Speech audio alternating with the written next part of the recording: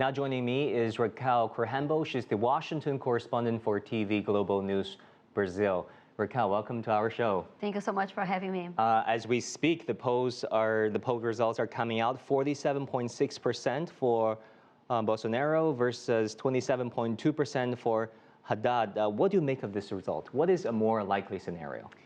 Well, I think it shows that Bolsonaro is doing better than the polls were suggesting. He's stronger, and if you see also the results for governors around Brazil, his party is doing better also than the polls suggested. What I think is going to happen, we're going to go to second. Right now, we have 90% of the votes counted, if I'm not mistaken, and it seems like we're going to go for a second round on the 28th of October.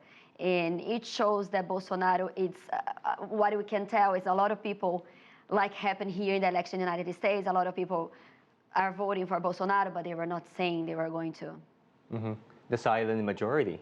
Exactly, the majority. And I think in the second round, for Haddad to be able to get the other votes from the other candidates, he's going to have to move a little bit more center and try to disconnect himself a little bit from former President Lula, who is in jail, because there is this sentiment, this deep hate and fear against Lula's party, the Workers' Party, to come back to power. So he's going to, there was a conversation inside of the party how to move now, what is going to be our strategy from now on for the second round to try to be able to gather these other votes. That was what I was going to ask you about the second round. Now that the two candidates are left, potentially, how will the voter split their support? Well, this is what I think a lot of people, I think because of what I was saying, this fear against the Workers' Party, the tendency is that Bolsonaro is going to get more votes.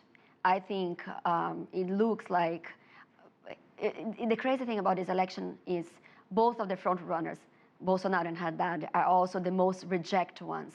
In Brazil, we also measure rejection, and Bolsonaro is the most rejected one, and he's still winning because of this.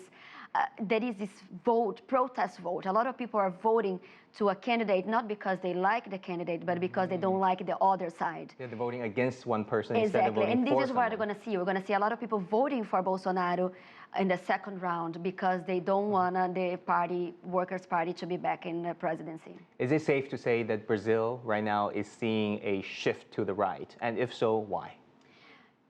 Yes, I think the sentiment in Brazil that is this resentful and this frustration with the political parties, political institutions and political parties as a whole, because of this political crisis and economical crisis that we went through for the last 4 years.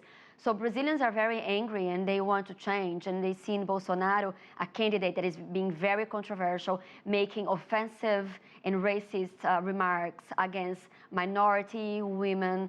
So we see this sentiment that we're able to put Bolsonaro so controversial.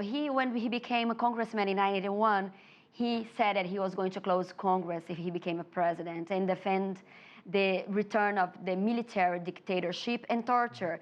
And he has extreme views on law and order positions, like Duterte from the Philippines. A lot of people are making this comparison.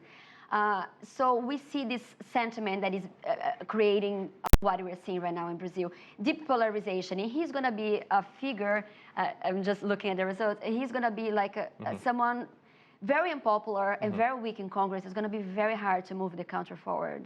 Raquel, thank you so much for your perspectives. Thank you so much for having me.